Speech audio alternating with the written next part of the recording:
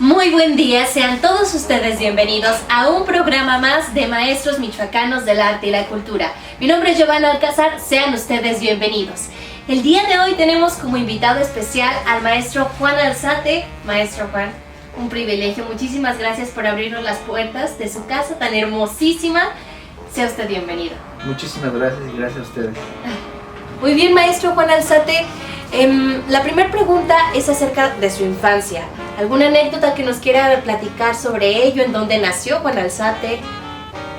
Bueno, pues yo nací en Morelia en el año de 1965, un 14 de agosto, que si no mal no recuerdo era un sábado, a las 3 de la tarde. Y bueno, la infancia transcurrió creo que de una manera muy relajada, muy a gusto. El único evento traumático, digámoslo así, que me ha marcado mucho hasta la fecha, creo que fueron dos. Uno fue que me operaron desde muy niño de los ojos. Entonces todo ese rollo, como eran operaciones experimentales en esa época, entonces sí el rollo de estar en el hospital y todo lo que implicó eso, así como que no fue muy bonito que digamos, y trato de evitar todo ese tipo de cosas. Y el otro es la muerte de mi papá, que éramos muy cercanos. Entonces yo acompañaba a mi papá en todos sus periplos de trabajo. Él era líder sindical y entonces yo lo acompañaba mucho a las asambleas, a las reuniones con los trabajadores y siempre andábamos por todos lados. Entonces obviamente cuando él falta, pues para mí sí fue como un vacío muy grande, ¿no? Entonces, a más de eso también, pues ya nos tuvimos que mudar a la casa de mi abuela por la región del Templo de San Diego, en la calle de Revillagigedo, y ahí transcurrió mi infancia realmente con mi hermano, mis primos, y pues fui un niño, como todos los niños, muy travieso.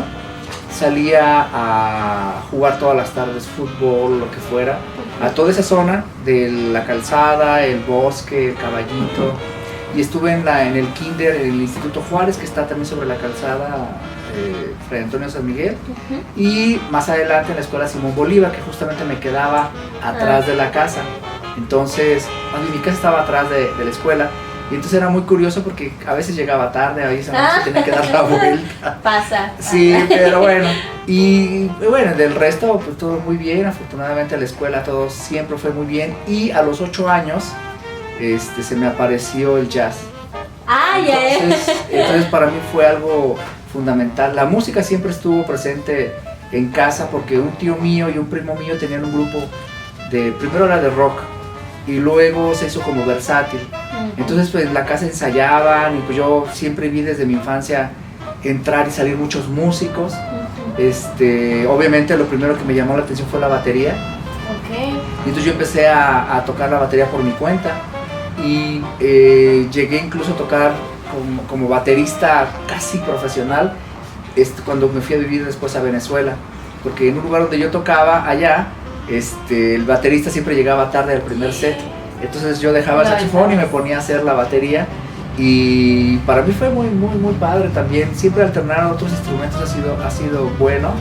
Y bueno, terminé la primaria, luego seguí a la secundaria, a la Federal 1, que me quedaba también muy cerca, porque en esa época, no sé si ahora, había que ir a escuelas que quedaran cerca de tu casa, ¿no? Del área. Entonces ahí para mí fue bien interesante porque llegué a una escuela donde me encontré con otro tipo de personas, muy interesante, que hasta la fecha seguimos teniendo contacto. Y bueno, ahí pues pasé la adolescencia, como que ya perfilé qué realmente quería hacer. Entonces te decía, a los 8 años se me apareció el jazz a través de una radiodifusora que se llamaba Radio Mundo, que transmitía de Celaya, que a su vez era una réplica de la Ciudad de México. Entonces ponían música de todo el mundo, y cuando ponían de Estados Unidos era jazz. Y en particular ponían una pieza de Benny Goodman que se llama Moonglow, que hasta la fecha me sigue fascinando. Y yo escuchaba el clarinete y yo ya me imaginaba a mí mismo tocándolo. Y me imaginaba haciendo la música, y yo ya perfilaba desde ese momento que era lo que quería. Y un día yo fui a la oficina de mi mamá, casi siempre por lo regular en las tardes iba a su oficina, porque a veces yo trabajaba con ella como si fuera su secretario. A los 8 años. Pues ya un poquito más grande, ya 10, 12 por ahí. Chiquito todavía. Entonces hacía de secretario, entonces yo sabía trabajar en máquina, ya me sabía cómo hacer los contratos colectivos y estar en las asambleas tomando notas. Ándale. Ese rollo, ¿no? Entonces, un día regresando de casa, ella me dice, yo siempre le insistía que quiero tocar el clarinete y tal. Y mis tíos también, los que eran músicos, así como que no, que él debe tocar un instrumento. Pero también mis tíos tuvieron una vida un poco como normalmente se cree que los músicos somos.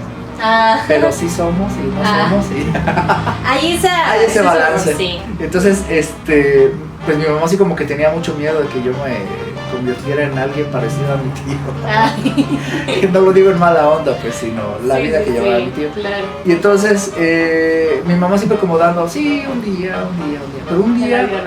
Ajá, entonces un día yo recuerdo que yo venía caminando con ella y me dice, oye, ¿por qué en vez de clarinete, por qué no mejor estudias el saxofón?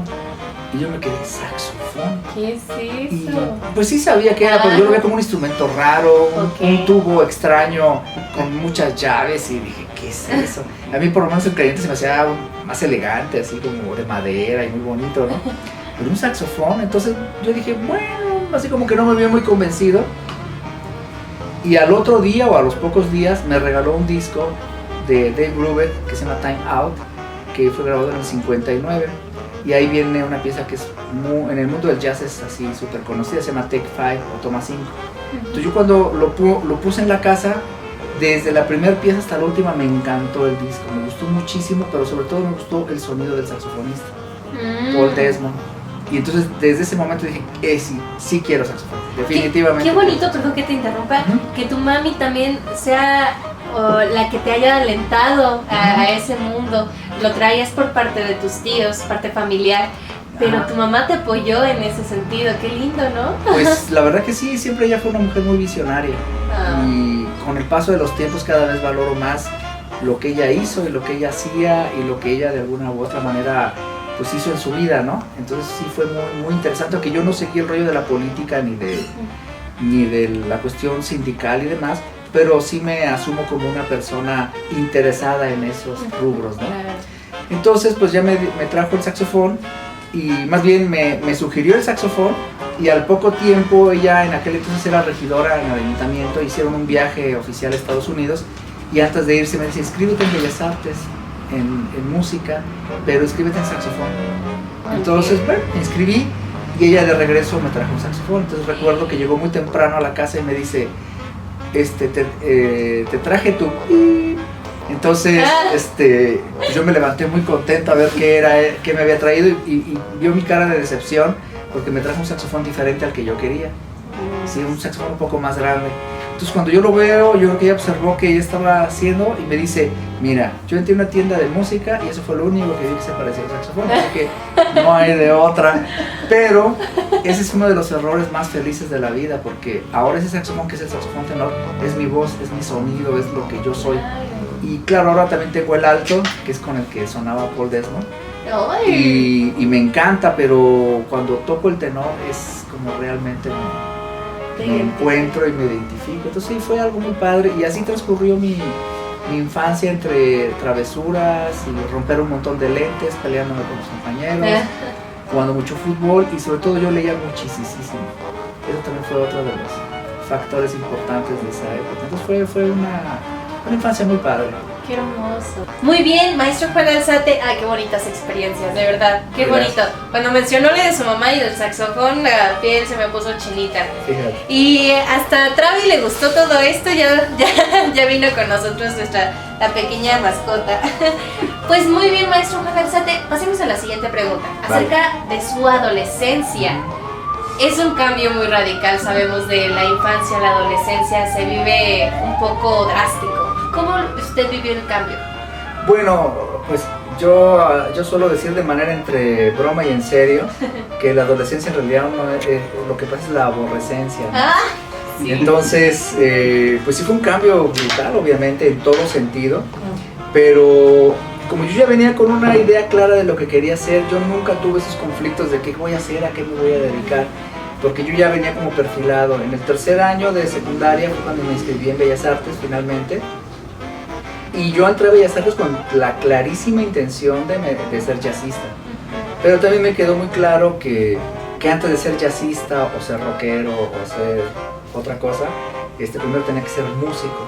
Entonces tenía que asumir todo lo que implica saber música y todo lo que está alrededor de ello, aunque yo ya había estado estudiando en Bellas Artes pintura, dibujo y pintura, pero descubrí que como dibujante y pintor toco mejor el saxofón.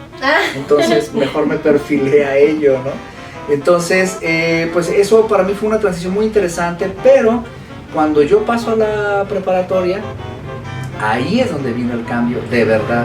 Porque de alguna u otra manera mis compañeros de la secundaria como que siguieron en su mismo mundo, que era un mundo más o menos de clase media alta, ¿sí? De esa colonia Chapultepec, que en aquel momento era pues lo más granado de nuestra ciudad.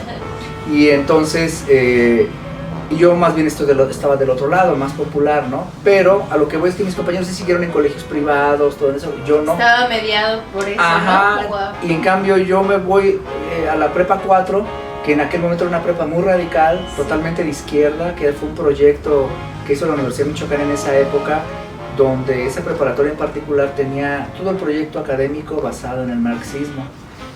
Entonces, estando en esa escuela, pues evidentemente ahí me enfrento primero que ya no eran mis compañeros de la misma edad ni del mismo estrato que yo, sino ya me encuentro que había carniceros, albañiles, había enfermeras, había una compañera de la secundaria nada más, que había sido de la misma generación, pero el resto todo era gente que ya eran trabajadores, ya eran gente que ya llevaba su vida, pues. Claro. ¿sí? Y más bien nosotros éramos así como los chiquitos que qué onda, ¿no? Ay. Y pues ahí empecé a descubrir cosas fenomenales y fascinantes. Una, me nombraron tesorero del grupo y por ende formaba parte del consejo técnico de la prepa. Y recuerdo que llegaban ciertos personajes que ahorita no puedo decir su nombre porque todavía están en activo en la política, pero llegaban llegaban pues a imponer sus condiciones. Esto es lo que tienen que votar y tal. Yo recuerdo que incluso había sesiones en las que se ponían muy rudos, no podemos hacer esto, no podemos apoyar aquello, y sacaban pistola y tal y vámonos. No ¿sí? Te estoy preguntando, nada, te estoy diciendo. Entonces imagínate de venir de una escuela así toda bonita, por decirlo así, a enfrentarte a que qué pasó aquí, ¿no? Claro. Salíamos disparados, muchas veces la escuela la tomaban violentamente, así de llegar a... Si ahorita suceden esas situaciones, antes era todavía más fuerte, más ¿no? rudo, sí. Y era porque se veía por primera vez. Ahora estamos la sociedad un poco más acostumbrados a ello. Así es. No, y fueron momentos difíciles, ¿no? Entonces todo fue un proceso, pero también por el otro lado encontré gente con la cual hasta la fecha seguimos siendo muy buenos amigos y que ellos marcaron mucho también de mi vida actual, ¿no? Irónicamente sí tuve muchos amigos en la escuela y tal, de mis compañeros, pero mis mejores amigos fueron dos de mis maestros. Uno de ellos es Gaspar Aguilera y el otro es Gustavo Chávez, que eran maestros de literatura ahí en la escuela. Entonces yo recuerdo cuando estoy en la prepa, un día yo terminaba las clases a las 11 de la mañana y entonces yo desde casa traía mi saxofón y mis partituras y de ahí me iba a Bellas Artes a estudiar. Entonces yo recuerdo que un día estoy en clase y entra Gaspar y me dice, ¿qué tocas? Y le digo, no, pues yo toco el saxofón y ¿te gusta el jazz? Y yo, no, pues me encanta. Y él me dice, ¿no has nunca leído a Julio Cortázar con El Perseguidor? Y yo le dije, no, tienes que leerlo. Y ya me lo presta días después. Y me dice, deberías ir a la casa, tengo muchos discos de jazz y tengo amigos que a lo mejor te pueden prestar discos y tal. Ah, buenísimo. Entonces un día estoy afuera del salón de clase leyendo justamente el librito de cuentos y pasa Gustavo y me dice, tú eres el chavo del saxofón. Y digo, sí, ahorita nos vemos, órale. Y ya seguí, regresa y él me dice, cuando quieras ir a mi casa tengo una colección de discos de jazz y creo que te puede interesar. Y después alguna vez fui a su casa y fue fascinante la cantidad de discos. Yo ahí encontré muchísimos músicos. El mismo Gustavo es un melómano de primera y se sabe todo lo que puedas imaginar. No nada más de jazz, sino de música en general. Es una de las personas más cultas que conozco. Y pues establecimos mucha buena relación. Luego un día Gaspar me dice, oye, ¿no te gustaría ir al gimnasio conmigo? Y yo lo veo, que el maestro va a rehabilitación, ¿o qué onda? Y no, pues era una cantina que estaba acá por el parque. Se llamaba el gimnasio. Y entonces a partir de ahí hicimos muchas fiestas en su casa, reuniones muy padres, donde oía una música increíble. O sea, de verdad, ellos me ayudaron mucho como a terminar de formar mi oído, mis gustos y todo. Y pues mucha relación muy importante con mucha gente. Entre mis maestros estuvo, por ejemplo, Leonel Godoy fue mi maestro de sociología, Jaime Hernández fue mi maestro de historia, y así. Y grandes maestros le tocaron. Así es, y exguerrilleros sí. también de ese momento. No, de verdad fue una época súper interesante, entonces ya perfiló todo eso que es a lo que yo me iba a dedicar. Y de alguna manera la amistad entonces surge también a través de la música, claro, del jazz, por eso es, surge. Por el jazz. Ay, qué maravilloso. Entonces mi adolescencia transcurrió en todo eso, entonces ya fue cuando dije, no, ya, me tengo que dedicar a la música nada más. Y ahí fue donde ya decidí nada más dedicarme a la música, y especialmente al jazz.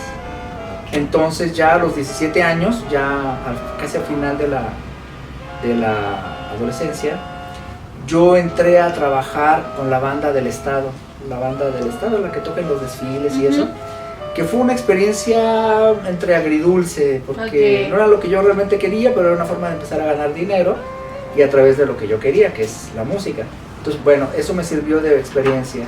Y luego un amigo, porque entré al CEDART a estudiar un tiempo, y entonces un maestro de música ahí me dice, oye, pues ¿no te gustaría entrar a un grupo donde yo toco y yo me encargo de que tu música suene bien y tal? Ese maestro después fue mi maestro de composición, Gerardo Cárdenas, que para mí es uno de los músicos más preparados que hay en este lugar.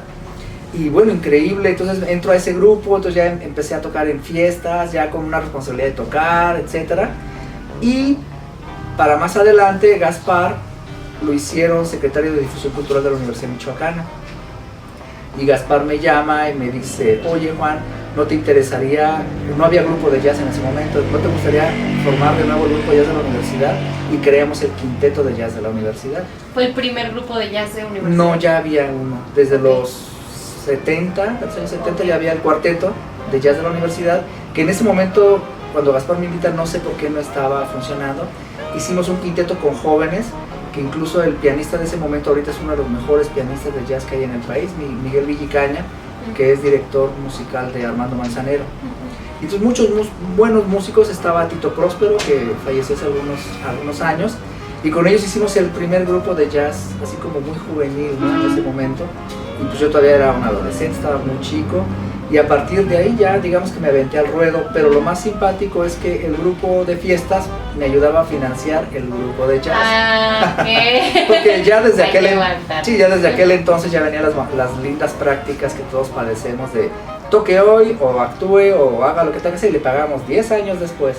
Entonces desde ahí ya estaban muy, por eso no es nada extraño, ya uno tiene que hacer su teflón al respecto. Sí, entonces eso me sirvió, ese fue como transcurrió mi adolescencia. Ay, qué hermoso, qué bonito. Travi está aquí muy contenta también junto con nosotros. Y vamos con la siguiente pregunta. Nos menciona ya de su adolescencia y desde su infancia viene junto con todo este ámbito del arte musical. Pero ¿en qué momento realmente sucede como esta magia? A lo mejor que lo haya tomado de alguna manera un poco más profesional, o hubo algún momento en el que se haya decepcionado de este mismo arte. ¿Hay alguna anécdota que nos quiera platicar de ello?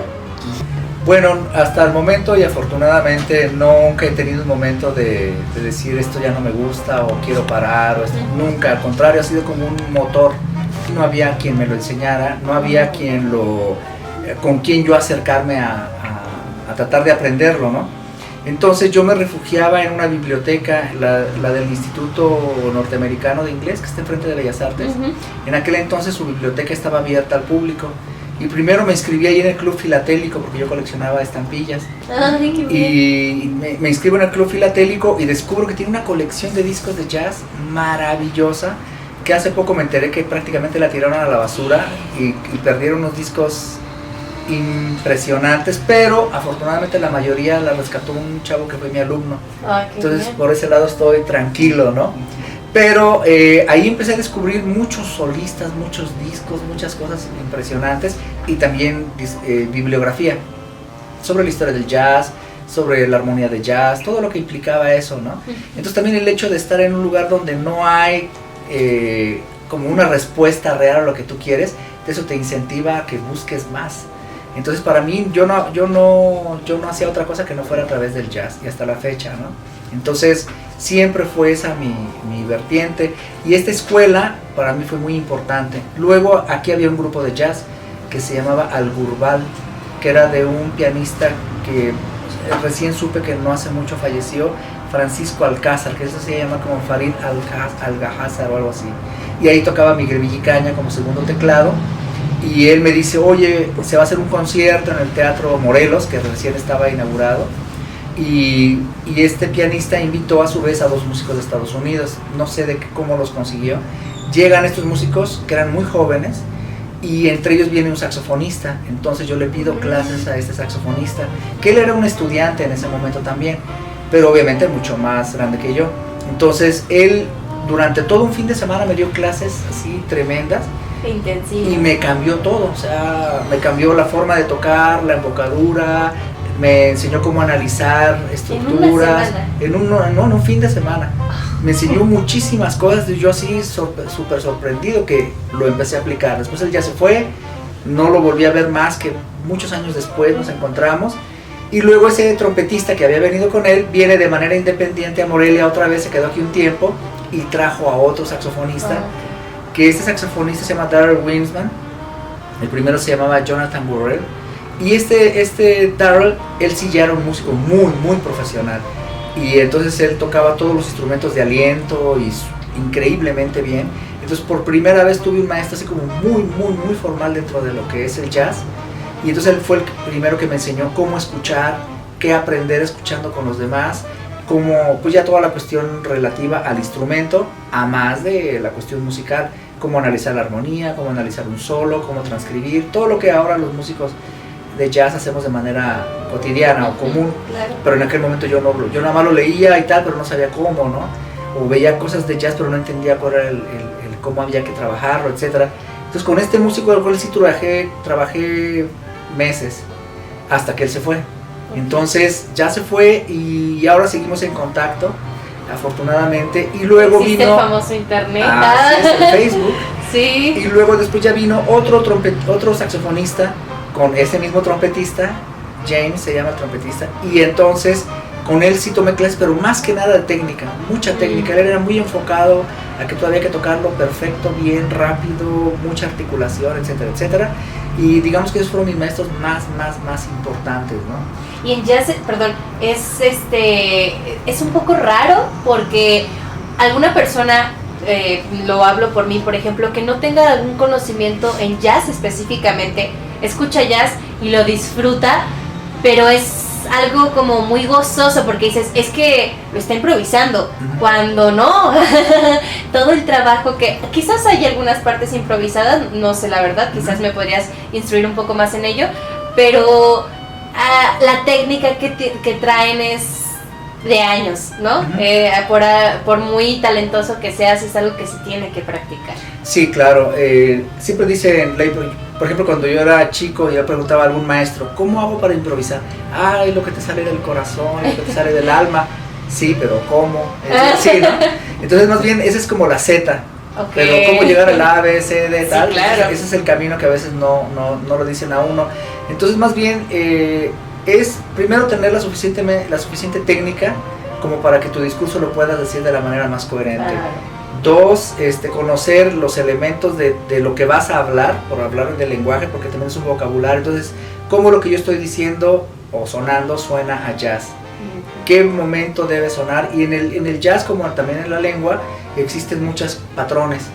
Por ejemplo, nosotros le llamamos muletillas, ¿no? Ajá. En el jazz existen igual, lo que le da como coherencia a tu discurso. Una buena parte de la improvisación jazzística en realidad es un trabajo previo que ya está cocinado antes. Okay. Tú nada más lo expones. Y otras sí lo vas modificando, lo vas cambiando, vas haciendo esto. Lo que hacen los grandes maestros del jazz como Charlie Parker, Louis Armstrong, Coltrane, es que ellos toman ese lenguaje y todavía lo enriquecen más. Y toman ese lenguaje y todavía lo hacen mayor. Entonces te encuentras que hay 1000 cosas por hacer y por descubrir. Entonces eso es lo fascinante del jazz. Por ejemplo, actualmente a través de la música pues he tenido que hacer de todo, ¿no? Entonces entre ellos es tocar la música exactamente como está escrita y como el compositor lo demanda. y perfecto, y esa es algo, es una parte del rigor de la música o del aprenderlo o del ser músico, ¿no?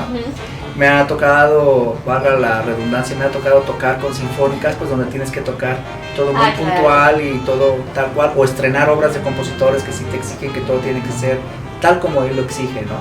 Entonces a mí me parece muy bien, me parece buenísimo, pero en el momento en que yo ya me libero de eso y puedo tocar lo que yo quiero, es para mí el mejor momento, ¿no? Entonces ahí entiendes como todas las cuestiones que mencionas de tus maestros, ¿no? ¿Cómo improviso? No, lo que te salga del corazón, ahí es cuando lo entiendes. Exactamente. Entonces ya uno como que ya uno va sacando lo de sí, lo de uno mismo. Entonces una de las cosas que a mí siempre me han gustado del jazz es que además escuchar un grupo de jazz en vivo se me hace tan interesante porque estás viendo cómo interactúan, cómo hacen, cómo resuelven, y uno siempre está en la fila de la navaja. O sea, siempre vas a equivocarte, siempre está así, pero aquí lo importante es cómo resolviste, cómo saliste, cómo te fuiste, cómo interactuaste con los demás compañeros. Entonces es un trabajo de creatividad en vivo, ¿no? Entonces, colectiva, ¿no? Y colectivo además. Entonces, eso se me hace a mí fascinante del jazz. Entonces, cuando he tocado con ensambles mucho más cerrados, como una sinfónica o como en un big band de jazz, que también tiene que leer todo perfecto, tiene sus momentos de liberación. Entonces también esa interacción de entre lo permitido, lo no permitido, lo que sí puedes hacer, lo que no puedes hacer, hasta donde tú mismo te exiges, porque muchas veces está uno en el fuego de la creación y te quieres ir más allá de lo que incluso no te imaginas que puedes hacer, ¿no? Entonces me hace súper interesante. Y uno de los fenómenos que a mí me gustan mucho de todo esto es, por ejemplo, Coltrane. Coltrane quería hacer dos caminos al mismo tiempo diferentes y en sentidos opuestos. Entonces es algo muy complicado, él lo logró casi, pero yo lo diría es como un poco el hipertexto, ¿no? Que hacía Cortázar o Faulkner, de contar una historia en una frase o dos historias, como esto lo estoy tocando mañana, que sale en El Perseguidor. Entonces así como que son dos historias, dos cosas que van en otra cosa, ¿no? Entonces ese tipo de cosas se me hacen súper interesantes y me encantan. Wow. Maestro Juan Alzate, qué bonitas experiencias, qué bonito platicar con un músico conocedor. De verdad que las experiencias que en el momento como las cuenta, hace sentir a uno dentro. Es muy, muy enriquecedor. Gracias. Maestro Juan Alzate, ¿cuánta experiencia debe tener con todos los años de trayectoria que ha vivido? Cuéntenos los discos que ha tenido, todo el aprendizaje tan grande. Platíquenos de ello. Bueno, mi trayectoria pues viene desde el momento en que comencé a tocar, obviamente. Claro. Y justo en esta historia que te contaba de cuando Gaspar era secretario, ahí viene mi primera experiencia como organizar un festival. Entonces organizamos el Festival de Jazz de la Universidad Michoacana y a través de un amigo trajimos a un pianista italiano muy bueno, Francesco Corsara, que en aquel momento era muy jovencito, todos éramos muy chicos, y para mí fue la primera vez de interactuar con un músico ya hecho y derecho en el jazz, o sea, un músico ya de primerísima, y donde convoqué a los compañeros del grupo donde yo tocaba de fiesta, que también eran muy jóvenes y que también andaban buscando experiencias nuevas, y nos unimos a tocar con este pianista Francesco. También vinieron otras bandas, J Visions, que era el mejor grupo de jazz que había en México, y si mal no recuerdo, María Eva Avilés, una cantante que ya no sé qué pasó con ella. Y entonces hicimos ese festival y nosotros éramos el grupo de casa con este pianista italiano. Entonces, a partir de ahí como que me empecé a meter en esto de organizar, de hacer, de gestionar, de todo este tipo de cosas. Y al mismo tiempo, se fue en el 84. Y en 1984, al mismo tiempo, comencé a hacer radio. En Radio Nicolaita. Entonces a partir de ahí comencé a un programa de radio que no era para mí, sino era para mi compañero Miguel Villicaña, que a él se lo habían ofrecido, y él me dijo, oye, pues tú también tienes muchos discos y con nosotros podemos hacer un programa a limón donde los dos podamos conversar. Perfecto, le hicimos como 2 programas y él al poco tiempo dice, bueno, aquí no pagan, no sé qué, yo mejor no sigo, pero yo sí seguí y me encantó hacer radio. Entonces, en ese momento el director era Alejandro Delgado, que él ya tocaba con Miguel. Entonces, pues ya estamos en esto, en la radio, duré, pues hasta la fecha sigo haciendo los programas de radio. Y para mí ha sido fascinante trabajar en radio y hacer los programas y todo esto, ¿no? Y siempre pienso en un disco, en algo en función de cuando lo voy a poner. Entonces, aparte que lo escucho yo, es lo que voy a poner para los programas, ¿no? Ajá. Entonces, viene esto del 84, luego al poco tiempo vinieron un muchacho, Gerardo Bernal y Eduviges, no me acuerdo, Tiner, francesa. Y entonces ellos crearon un centro cultural aquí en Morelia que para mí ha sido uno de los mejores que han habido en toda la historia de esta ciudad, que se llama El Árbol. Y entonces era un lugar donde pues tanto presentaban obras de teatro y demás como música, había sala de exposición y era un restaurante y bar al mismo tiempo, y muy bien, estaba muy bien. Entonces lo que me gustaba es que cada día de la semana era un día diferente de música. Había un día dedicado a la trova, que pues no podía faltar, la salsa, el jazz y el jazz latino. Entonces teníamos toda la banda ahí, muy buenos músicos, ellos trajeron músicos de la Ciudad de México, y por primera vez empezó a ser aquí como un rollo interesante de jazz pero latino. Nosotros dejamos la universidad en el 86 aproximadamente, pues por las bonitas cosas de la administración. Después de que salió Gaspar por cuestiones de salud de la secretaría, entró Salvador Jara. Y la verdad que con él tuvimos muy buen trato también, pero después él también sale, ya entraron otros secretarios que ya no respetaban mucho el trabajo que hacíamos, teníamos que ir a fuerzas a tocar a las graduaciones y te avisaban de un día para otro, ya sabes, y no te querían pagar y lindas cosas. ¿En serio? Eso no pasa. Entonces llegó un momento que como grupo decidimos mejor ya no trabajar con la universidad y dejamos de ser el quinteto de jazz de la universidad para convertirnos en Jazzteto. Entonces, estando como Jazzteto en el Instituto Michoacano de Cultura, entró un director que para mí también fue como muy importante en el desarrollo del instituto, que se llamaba Saúl Juárez. Entonces Saúl trajo todo tipo de personas a ocupar puestos importantes en ese momento, como que tiene una visión más moderna y más actual de hacer la cultura, ¿no? Entonces ellos afortunadamente nos acogieron como grupo de jazz, éramos casi que el grupo oficial del instituto, y representamos a Michoacán en el primer encuentro nacional de grupos de jazz de todo el país, que fue en la Ciudad de México, y para nosotros fue una experiencia maravillosa convivir con otros jazzistas, otros músicos, y yo me quedé impactado a escuchar a los grandes jazzistas mexicanos, ya eran todos unos personajes, y escuchar de primera mano y el jazz hecho por mexicanos de una manera de primer nivel. Yo ahora te puedo decir que el jazz mexicano es uno de los más creativos y de los más propositivos que hay a nivel mundial. Es impresionante lo que se hace aquí en México también. Y entonces, pues bueno, ahí empecé como a moverme, y al poco tiempo, en el 89, me fui a vivir a Venezuela. Yo llego a vivir a Venezuela y ya, digamos, todo lo que aprendí con estos músicos norteamericanos, lo que aprendí obviamente en la escuela, más lo que yo aprendí de manera privada con mi maestro de composición, en armonía y todo ese tipo de cosas, la pude aplicar estando en Caracas. Yo me haz de cuenta que muchos músicos hacen Morelia, por decir aquí, Morelia, Ciudad de México, y ahí te relacionas y de ahí te mueves a donde tengas que irte, ¿no?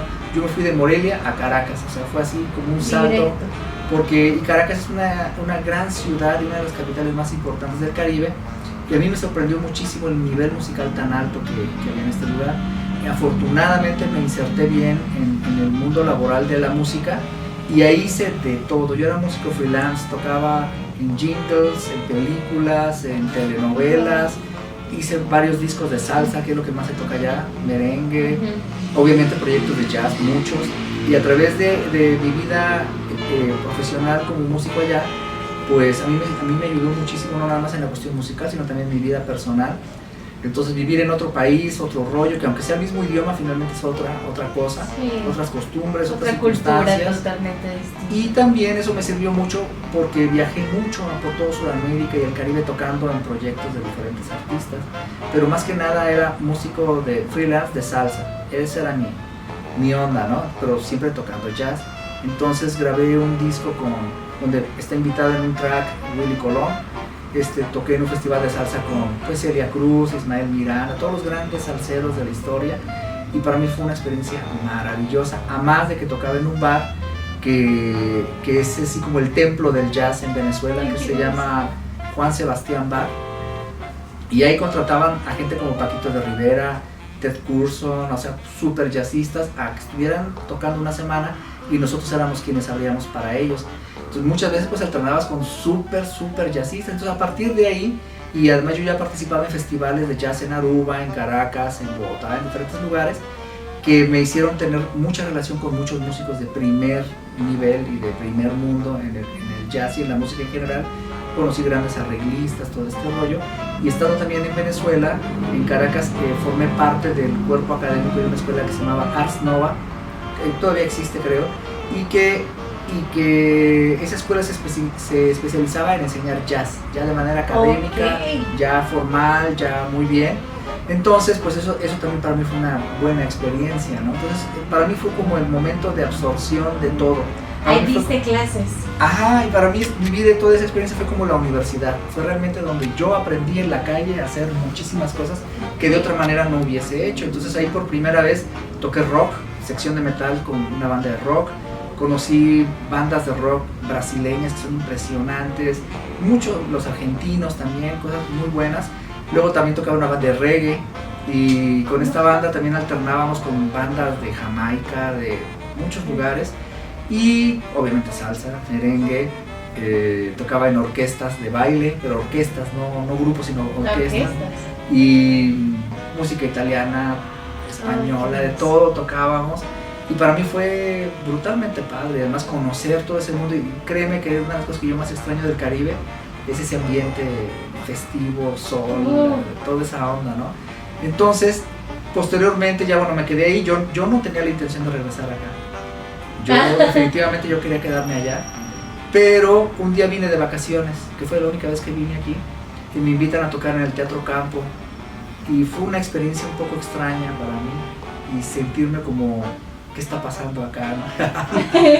Estabas tan acostumbrado. Ajá, pero en ese año que yo vine, hubo los primeros golpes de Estado en Venezuela, que fue una experiencia tremenda.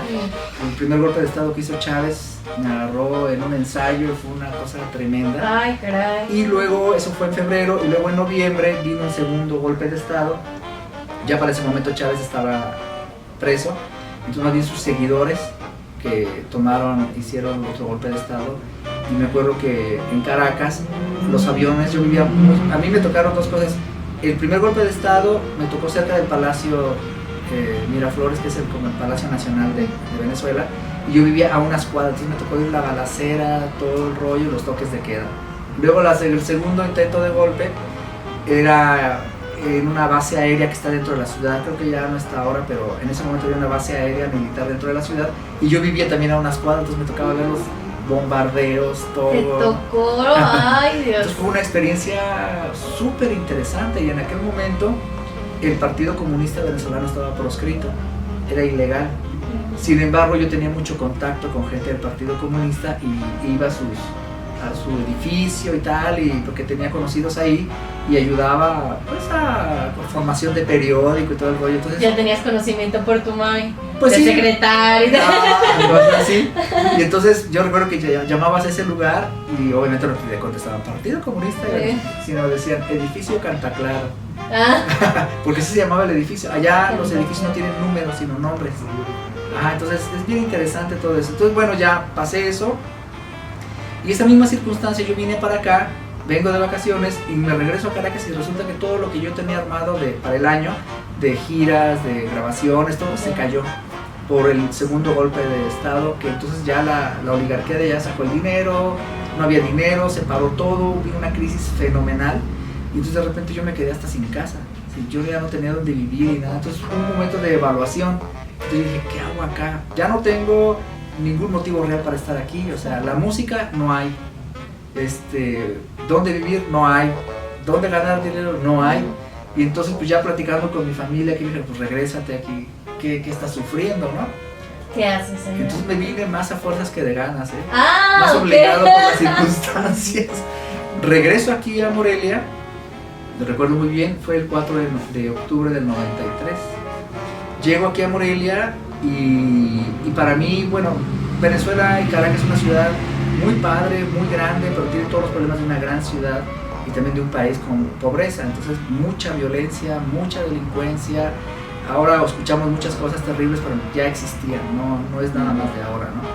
Entonces resulta que ya regreso, entonces yo sentía a Morelia tan tranquilo, que me dio ansiedad. Porque yo venía con un acelere muy acelerado, y yo aquí me encuentro como que todo transcurría en una lentitud. Yo recuerdo que llego aquí a Morelia como a las 11 de la noche, y llego a la casa de mi mamá, y yo le dije a mi mamá, me dejo todo así, y le digo, ahorita vengo. ¿Cómo? ¿Qué vas a salir a estas horas? Y yo, sí, necesito caminar. Y me fui caminando de aquí, porque vivíamos aquí al otro lado, de aquí mismo, hasta San Diego. Me fui caminando desde aquí hasta entonces. Y yo sentía, y Morelia solo, no había nadie, entonces yo me sentía súper a gusto, ¿sí? Y me vine de regreso, y al otro día yo tenía ya como el plan de irme a la Ciudad de México. O sea, yo necesitaba así smog, presión, ciudad, todo, los autos pitando. Sí, todo. Entonces yo decía, no, sí, ese Morelia es demasiado lento para mí. Entonces resulta que al otro día yo voy a visitar a una amiga muy cerca de la oficina de mi mamá, una contadora, que éramos muy buenos amigos desde antes que yo me fuera a Venezuela. La visito y ya empezamos a platicar cuáles son tus planes, qué vas a hacer, tal y tal. Y llega otra amiga, que también nos conocemos de tiempo, también contadora, y me dice, oye, qué bueno que te veo.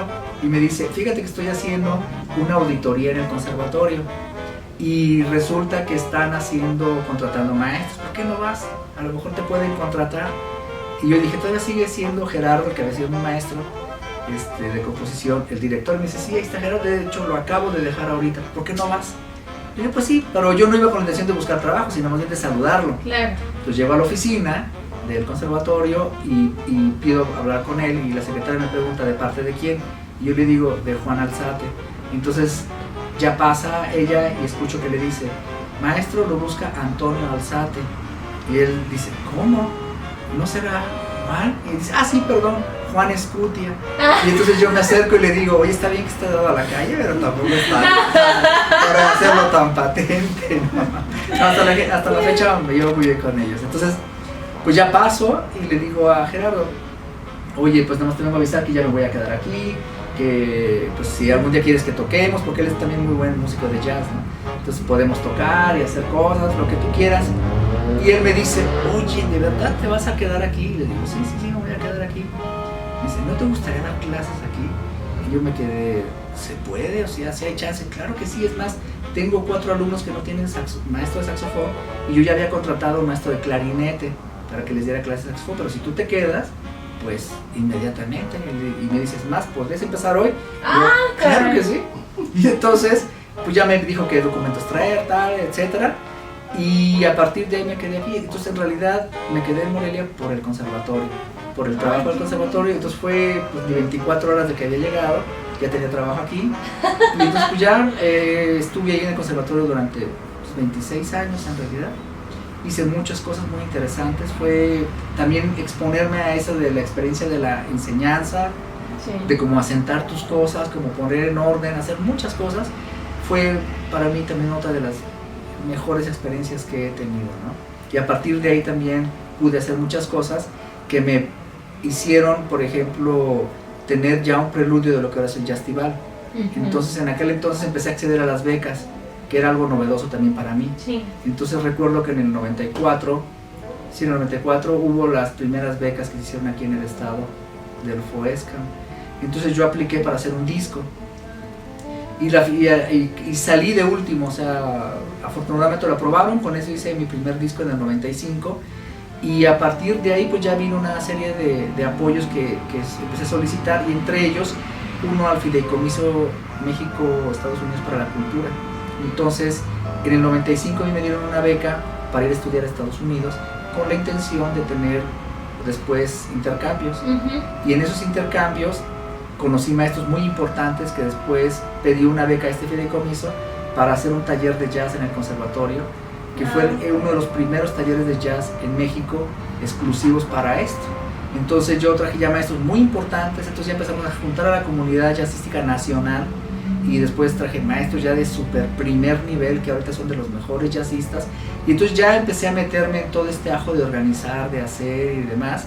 Y para ese momento también la gente que estaba antes en el Festival de Música de Morelia me solicitaron que les ayudara a organizar un festival de jazz internacional, para que ese festival de jazz, porque ellos se daban cuenta que sus conciertos de jazz eran los únicos donde la gente sí llegaba, sí pagaba y demás. Entonces digamos que eran tablas, salían bien, entonces se daban cuenta que posiblemente el jazz les ayudaría a financiar el clásico. Claro. Entonces empezamos a hacer ese proyecto y a la final, y ahí me di cuenta de muchísimas cosas. Un festival de jazz se podía hacer sin tantos problemas, los músicos de jazz son un poco más accesibles que los músicos clásicos en general, y hay como de don. Entonces yo empecé a tomar mano de los músicos que yo conocí en los diferentes lugares donde había estado en Sudamérica, y entonces empecé a llamarlos, empecé a buscarlos, y entonces empezamos, y hasta la fecha muchos de los músicos que vienen internacionales son gente que he conocido en todos estos periplos, ¿no? Y pues es muy padre porque te relacionas de manera directa con el músico, y uno se conoce a nivel personal, entonces ya hay otro flujo de información, ¿no? Entonces a partir de ahí pues ya viene todo esto. Entonces yo empecé después a solicitarle a los diferentes gobiernos, ¿por qué no hacemos un festival de jazz, un festival de jazz, un festival de jazz? Hasta que el director del instituto fue Octavio Vázquez, que fue el último director, y ya estaba en el gobierno Lázaro Cárdenas. Entonces a Lázaro Cárdenas le gusta mucho el jazz. Entonces cuando yo le propongo el proyecto de, pues hacemos hagámoslo, y reunió al grupo técnico, y cuando ya estaba, ya empezó a perfilarse, y a partir de ahí hicimos en el 2003 el Festival Internacional de Jazz de Michoacán, que ya para el 2005, que era ya secretaría con Luis Jaime Cortés, él me propuso que mejor le pusiéramos un nombre, que no fuera algo tan formal. Entonces a partir de ahí le pusimos Jaztival, y a partir de ahí pues ya ha sido toda otra historia, ¿no? Entonces afortunadamente a través del Jaztival hemos hecho muchas más cosas, que no nada más sea jazz.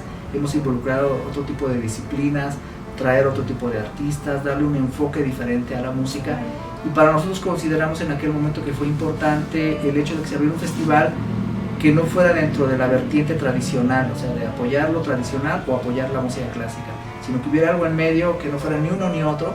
Y yo en aquel entonces decía, bueno, esto que sirva de entrada para posibles festivales de rock, de reggae, de música electrónica, de otra cosa que ya no fuera meramente lo académicamente tradicional, ¿no? Entonces, pero a la par de eso, pues yo también empecé a desarrollar mi carrera como músico, y yo ya enfoqué que iba a tocar nada más lo que yo quería, con quien yo quería, y la música que yo quería.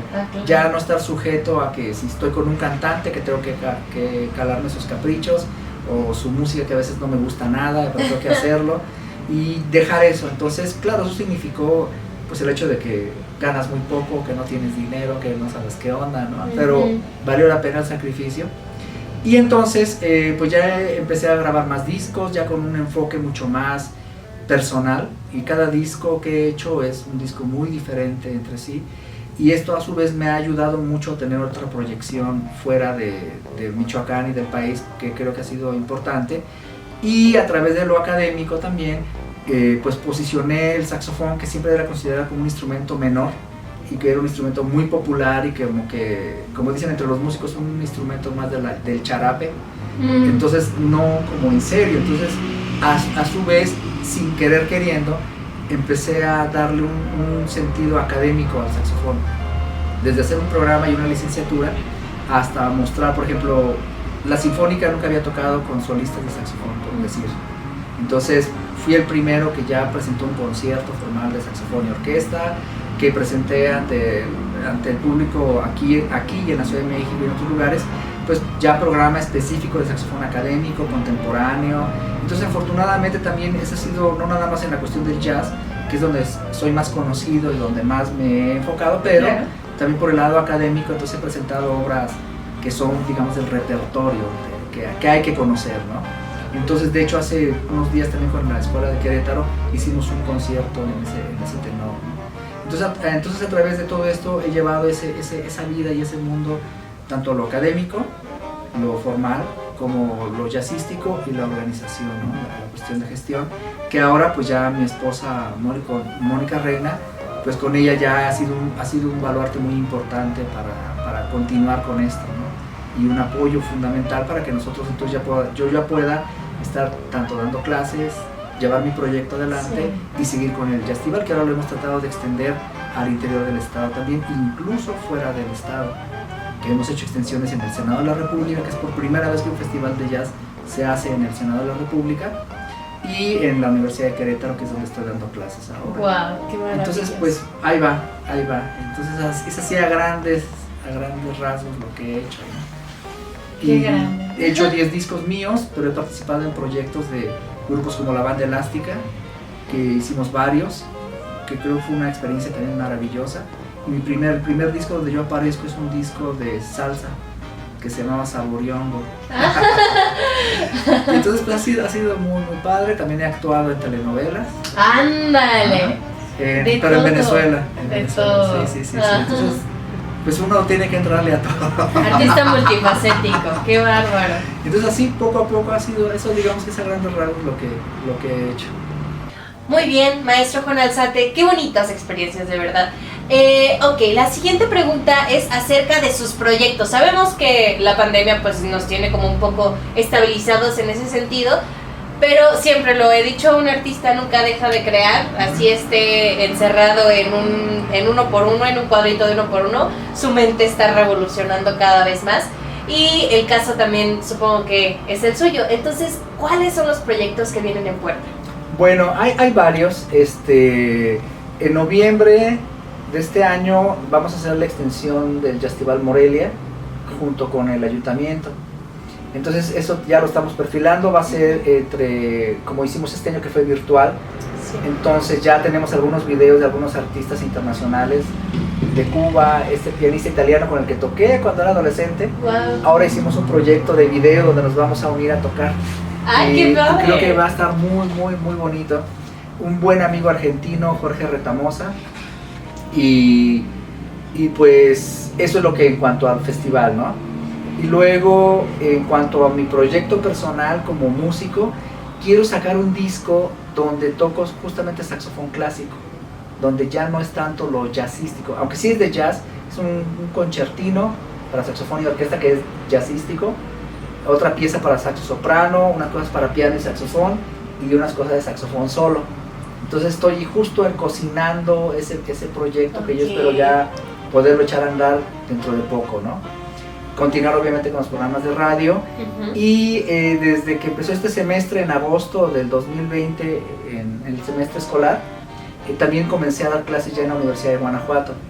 Entonces yo hace 2 años me expulsaron, por decirlo de la manera más bonita, del Conservatorio de las Rosas, y lo cual afortunadamente me llevó a otros caminos, a otros lugares súper diferentes, como por ejemplo la Universidad Autónoma de Querétaro, que ahí estamos ya por hacer crecer la licenciatura de jazz, y ahí creé, que ya lo había hecho acá, pero ahí ya hicimos de una manera más sólida el cuarteto de saxofones, el ensamble, que nosotros le llamamos Saxo Servidores.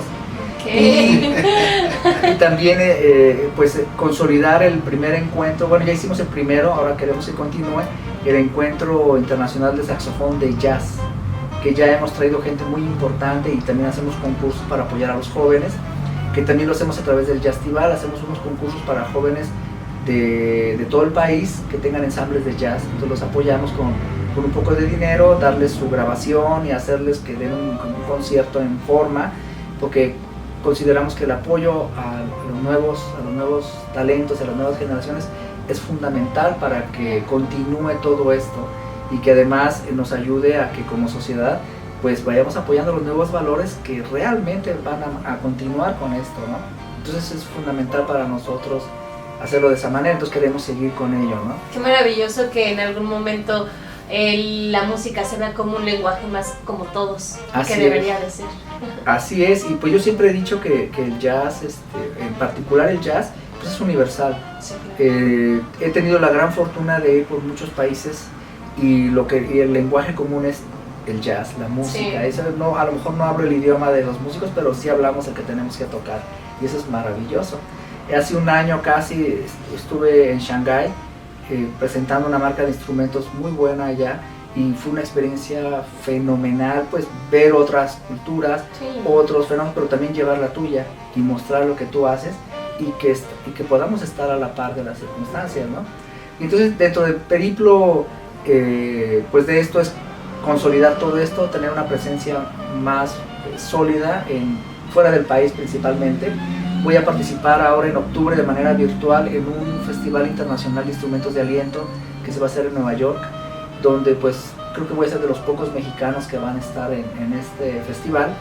Hicimos ya el video y que ya se envió, pero aquí lo que más me sorprende es que varios de mis maestros también van a tocar, músicos de primerísimo nivel como los clarinetistas de las sinfónicas de París, de Berlín, de Moscú, de grandes conservatorios, y que pues nosotros también podamos estar en igual de circunstancias y a la par con estos grandes músicos, ¿no?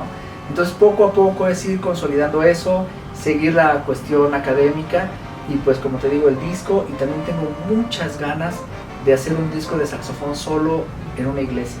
Entonces para aprovechar toda esa resonancia y demás, y es algo que he acariciado por mucho tiempo, y si todo va bien el 24 de octubre lo voy a hacer en Tlacotepec, en Michoacán, que está a un lado de Tlalpujahua, en la iglesia que está ahí. Tiene una acústica, una concha acústica maravillosa.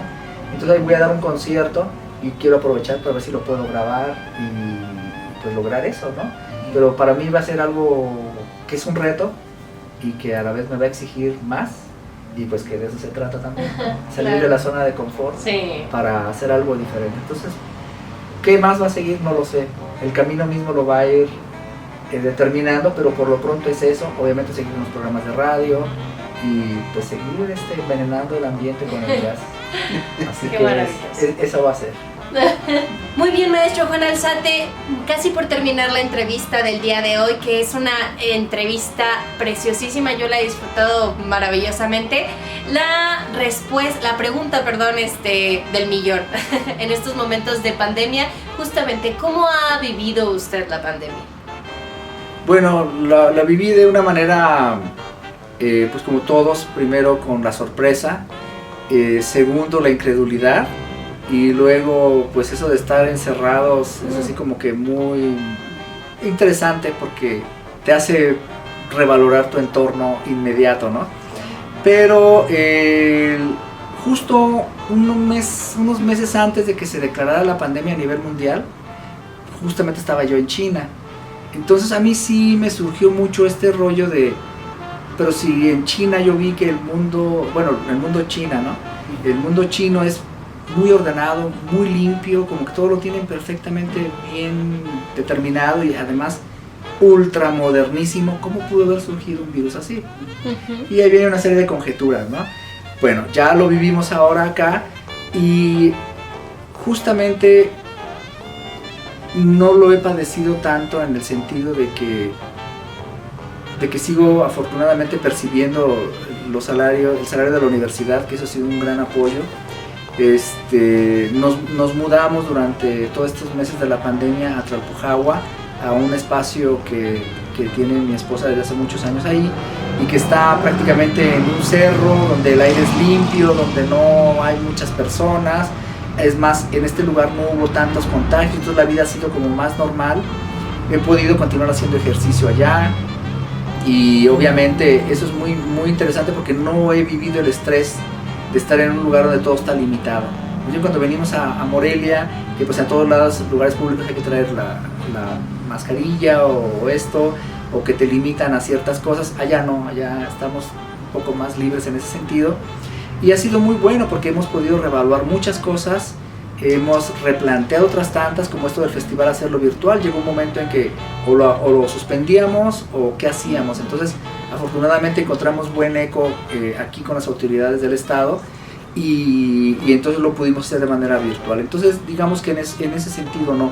Obviamente los ingresos se han disminuido muchísimo porque buena parte de mis ingresos eran a través de las presentaciones en vivo y por otro lado, pues bueno, con lo mínimo y demás hemos podido llevar las cosas adelante y me ha permitido plantear otra serie de circunstancias en cuanto a qué voy a hacer ahora, cómo voy a crear, cómo voy a enfocar mi música, hacia dónde la voy a dirigir, cómo lo voy a hacer con mis compañeros o los sin compañeros.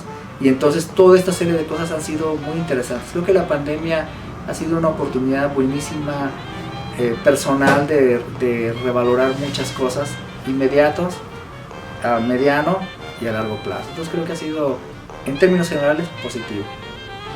Muy bien, maestro Juan Alzate, hemos llegado al final de esta entrevista, de esta maravillosa entrevista, de verdad que nos pasamos un rato muy ameno, muy agradable. Muchas gracias. Muy enriquecedor, tanto como de aprendizaje como el momento. La experiencia fue muy, muy bonita, muy grata. Gracias. Y bueno, maestro Juan Alzate, ¿algo que desea agregar? No, pues nada, agradecerles a ustedes la oportunidad de que me dejen platicar de mí, de hablar de mi vida, de mis experiencias, y lo cual agradezco infinitamente, y espero que de alguna u otra manera este testimonio pues sirva de eso, de evidencia, y también pues que pueda ayudar de alguna u otra manera a todos aquellos creadores que buscan conocer qué es lo que uno hace, qué es lo que uno vive y lo que ha vivido y por qué uno ha hecho lo que ha hecho. Claro que sí. Pues muchísimas gracias también a todos en casita que nos están viendo. Sigamos cuidándonos mutuamente. Muchísimas gracias también a Moni, que anda por ahí, por brindarnos el espacio. Esta casa está hermosísima. Si usted conociera, si usted viera la infinidad de cuadros que hay, a ver si también luego se deja entrevistar. Claro, sí. Muchísimas gracias también a Marco Iván Reyes Solís, nuestro productor de este maravilloso programa, a Alan Delgado, director, y a Esmeralda Pineda, camarógrafa y en edición.